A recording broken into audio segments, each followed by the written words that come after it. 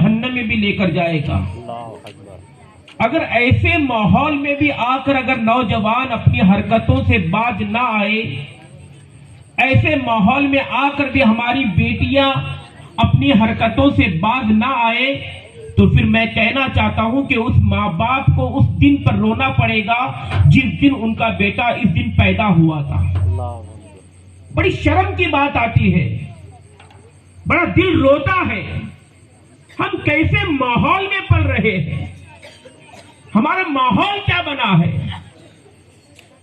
بحمد تعالی کہ آج علم والا کبھی افسوس نہیں کرتا بیٹی کے پیدا ہونے پر، کوئی افسوس نہیں کرتا۔ پر ایک شخص میرے پاس آیا ہوا تھا، جب میں نے اسے کہا اس کی بیٹی پیدا ہوئی تو وہ مایوس تھا۔ میں نے پوچھا کیوں آپ مایوس ہیں، آپ تو علم والے لگتے ہیں؟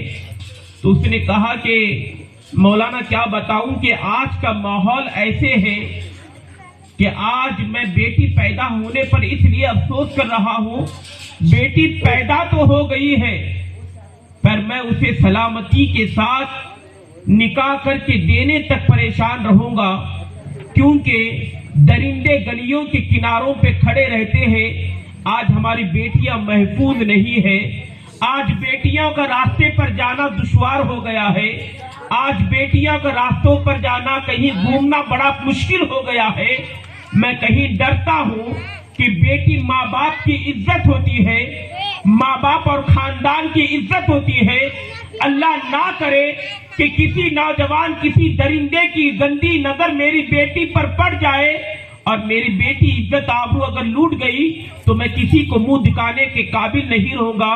میں اس لیے افسوس نہیں کر رہا کہ بیٹی پیدا ہونے پر مجھے ناراضگی نہیں ہے، بلکہ اس لیے ڈر رہا ہوں پیدا ہو گئی تو اس کی حفاظت کیسا کروں گا۔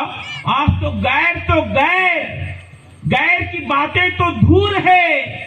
جیسے میلاد مصطفیٰ ہمارے کمیٹی کے ایک ممبر بھی یہاں ہگلی شہر کے بیٹھے ہوئے، پوچھ لو کہ عرس کے موقع پر جو ہم آسر کے اندر جو ہمارا میلہ لگتا ہے وہاں پر غیر لڑکے بھی آتے ہیں، تو ہمارے نوجوان کہہ رہے تھے کہ مولانا ہمارے عرس میں غیر لڑکے آ رہے ہیں، ہماری عورتوں کو چھیڑ رہے ہیں۔